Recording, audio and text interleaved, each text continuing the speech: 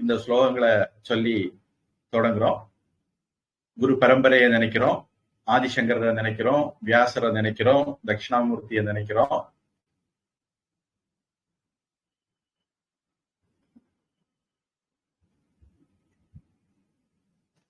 இப்படி தினமும் நம்ம குருவை நினைக்கிறோம். தினமும் கிளாஸ் இருந்தா தினமும் நினைக்கிறோம். எப்ப எப்ப சௌரியம் கிடைக்குதோ நினைக்கிறோம். இப்படி எல்லா நாளும் குருவை நினைக்கிறவங்க இருந்தாலும் குரு நினைக்கப்பட வேண்டியவர், போற்றப்பட வேண்டியவர் அப்படின்னு நமக்கு ஞாபகப்படுத்துறதுக்கு வருஷத்துக்கு ஒரு நாளும் வச்சிருக்காங்க. அதுக்கு பின்னாடி இன்னும் நிறைய விஷயங்கள் இருக்கு. வருஷத்துக்கு ஒரு நாளும் வச்சிருக்காங்க. அந்த நாள் தான் குரு பூர்ணிமா. சொல்ல ஒரு விதத்தில் சொல்றேன்னா நம்ம நாட்டு பாரம்பரியமான டீச்சர்ஸ் டே. இதுல குரு அப்படின்னா ப்ரஹஸ்பதி இருக்காரு, தட்சிணாமூர்த்தி இருக்காரு,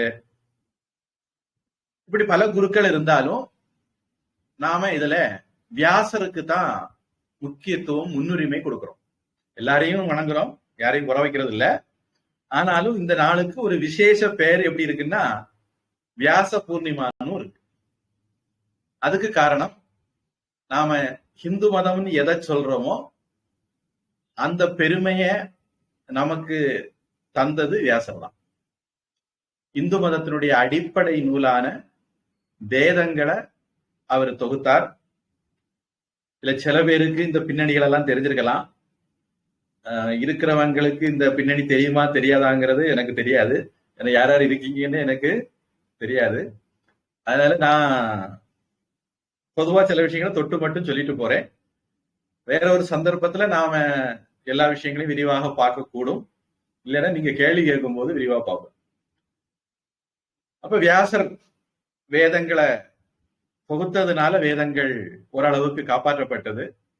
அப்படி அவர் தொகுத்ததுனால பிறகு ஆதிசங்கரர் கைவர காலம் வர வந்தது உபனிஷதங்கள். அதனால அவர் அதுக்கு விளக்கம் எழுத முடிஞ்சது. அதுக்கு பிறகு அவர் சிஷ்யரின் மூலமாக நம்ம காலம் வரைக்கும் வந்திருக்கு. ஏதோ மிச்சம் சொச்சம் வந்து சேர்ந்திருக்கு. உண்மையை சொல்ல போனா நாம ஜந்துக்கள் நம்முடைய சாஸ்திரங்களை படிக்காம அழிச்சிட்டோம். 1008 உபனிஷதங்கள் இருக்கணும், 1008 சாக்கைகள் இருக்கணும், அதற்குடைய கண்டென்ட்டும் இருக்கணும். துரதிருஷ்டவசமா நம்ம கிட்ட 108 உபனிஷதங்கள் தான் இருக்குது.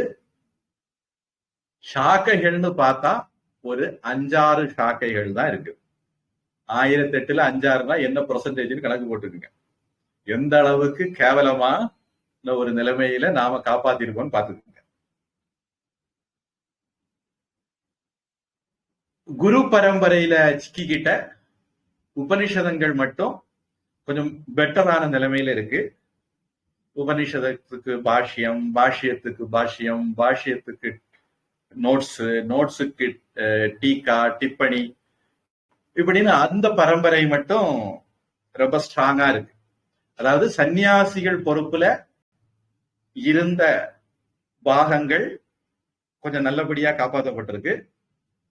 கிரகஸ்தர்கள் கையில போன பூர்வ மீமாம்சா அல்லது கர்ம காண்டம் ஏறக்குறைய காணாம போயிட்டு. இன்னைக்கும் அதை படிக்கிறதுக்கெல்லாம் ஆள் இல்லை.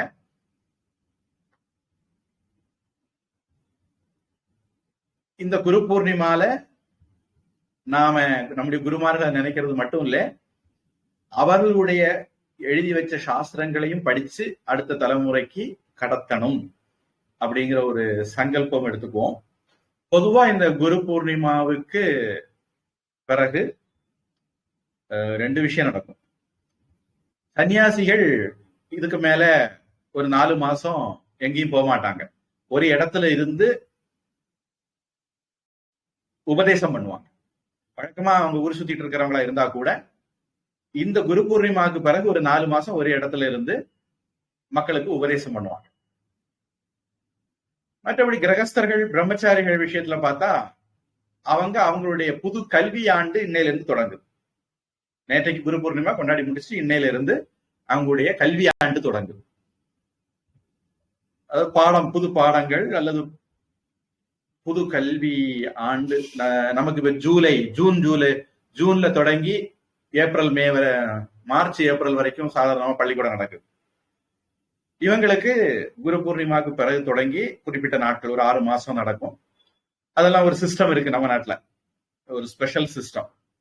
சாஸ்திரம் படிக்கிறதுக்கு கொஞ்ச நாள், வாழ்க்கை கல்வி கத்துக்கிறதுக்கு கொஞ்ச நாள், அப்படி எல்லாம் பிரிச்சிருக்காங்க. தை மாசத்துக்கு பிறகு வாழ்க்கை கல்வி கத்துக்குவாங்க.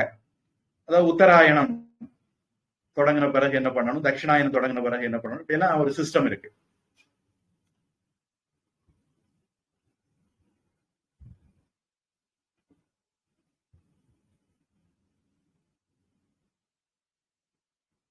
இந்த குரு பூர்ணிமா பொதுவாக 4வது மாசத்துல வரக்கூடிய பௌர்ணமி. நமக்கு சந்திரனை பத்தி கணக்கு போடுற ஒரு கணக்கு முறை, சூரியனை வச்சு கணக்கு போடுற ஒரு கணக்கு முறை, அப்படி 2 கணக்கு முறை நம்ம பயன்படுத்துறோம். நம்ம பெரிய சயின்டிஸ்ட், அஸ்ட்ரானமி, வானியல்ல நம்மள கால் தூசுக்கு ஒருத்தர் வர மாட்டாங்க. அதனால நம்ம வேற வேற ஆங்கிள் விஷயங்களை யோசிப்போம். சந்திரனுடைய ஆங்கிள் யோசிச்சா இன்னைக்கு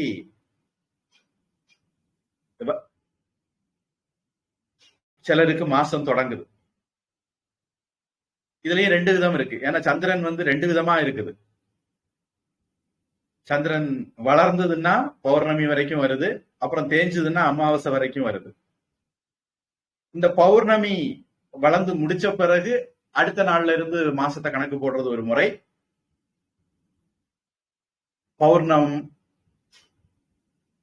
பௌர்ணமி அந்த பூர்ணிமாந்த மாசம் கணக்கு போடுறவங்க, அல்லது அமாவாசை அந்த மாட்டு கணக்கு போடுறவங்க.